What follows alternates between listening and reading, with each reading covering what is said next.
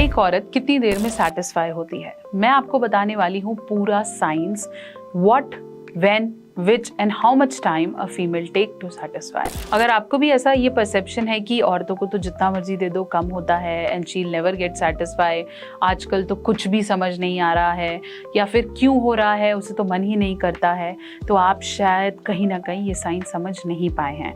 तो कितना समय लगता है एक औरत को, चलिए जानते हैं। चैनल पर नए हैं तो सब्सक्राइब करें और ये ज़रूर बताएं कि क्या आपको पता है पुरुषों को कितना वक्त लगता है।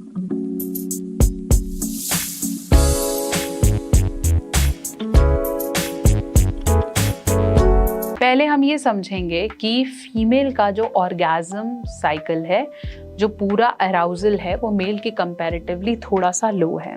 पुरुष जल्दी अराउजल स्टेट में चले जाते हैं या जल्दी गर्म हो जाते हैं, बट कि औरतों को गर्म होने में के लिए इमोशनल और मेंटल स्टेबिलिटी की ज़रूरत है। इसलिए अगर आप चाहते हैं कि फीमेल ऑर्गेज्म के ज़्यादा करीब पहुँचे तो एटलीस्ट फोरप्ले की इन्वॉल्वमेंट ज़रूरी है। अब लोगों को ये भी समझ में आता है कि फोरप्ले मतलब टच करना, फोरप्ले मतलब किस करना नहीं। फोरप्ले मतलब हर उस तरीके का फोरप्ले जो कि आपको सेक्स करने की हिंट दे रहा है, चाहे वो सुबह से करी हुई बातें हैं, चाहे रूटीन का टच है, चाहे वो डिजिटली कोई पिक्चर भेजना है, चाहे वो कोई सेक्सुअल जोक हो सकता है, चाहे वो इंटीमेसी से रिलेटेड कोई बातें हो सकती हैं, मसाज हो सकती है। छोटी छोटी चीज़ें जो आपको ये इंडिकेट या हिंट दे रही हो कि आज रात का प्लान है, that makes a part of foreplay. वही फोरप्ले जितना लंबा और जितना स्थगित होगा, जितना रियल होगा, उतना ही ऑर्गेज्म तक पहुंचना एक फीमेल का आसान होगा।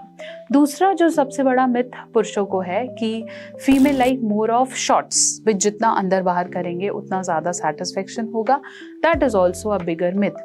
जैसे पुरुषों में जो लिंग है उस पर सबसे ज़्यादा नर्व सप्लाई होती है, वैसे ही स्त्रियों के क्लिटोरिस पे, मतलब वजाइना के बिल्कुल ऊपर योनि में एक क्लिटोरिस नाम का अंग है जिसके अंदर 8000 से भी ज़्यादा नर्व एंडिंग्स होती हैं, जिस पर सबसे ज़्यादा सेंसेशन फील होती है, जो कि पेनिट्रेशन से 15 गुना ज़्यादा है। तो अगर आप उस एरिया को मिस कर रहे हैं या वहाँ पे किसी भी तरीके का फोरप्ले नहीं करते हैं तो डेफिनेटली आपके पार्टनर को ऑर्गेज्म आने में बहुत बहुत ज़्यादा समय लग सकता है और हो सकता है आए ही ना।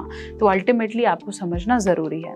तीसरी बड़ी चीज़ है कि सेटिस्फेक्शन के लिए ज़रूरी है emotional bonding.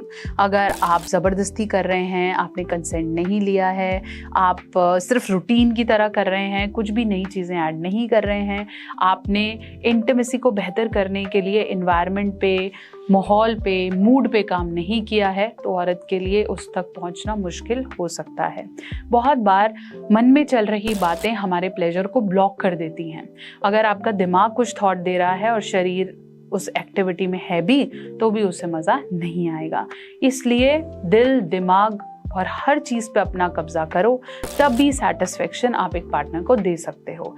Better talk, communicate, consent, बात करो और समझो कि टेक्निक्स कैसे अप्लाई की जा सकती हैं। टेक्निक्स की जानकारी लेना ज़रूरी है। अगर आपको भी ये लगता है कि ये चीज़ डेफिनेटली मैं जानना चाहता हूँ, मैं सीखना चाहता हूँ, तो अभी दिए गए नंबरों पे कॉल करें और जानें बेडरूम मास्टरी कैसे की जाती है। और अगर आप मुझसे इंस्टाग्राम या फेसबुक पे जुड़ना चाहते हैं तो ये है मेरे लिंक्स, और अगर आप मुझसे पर्सनली बात करना चाहते हैं तो इन नंबरों पे कॉल कीजिए। ऐसे और वीडियोस के लिए हमारे साथ कनेक्टेड रहिए। नेक्स्ट वीडियो में मैं कवर करूंगी पुरुषों को कितना वक्त लगता है और उनके लिए सही टेक्निक क्या है। अगर आप वो वीडियो देखना चाहते हैं तो आप कमेंट में टाइप करें मेन, ताकि हम नेक्स्ट वीडियो फटाफट से लाएं।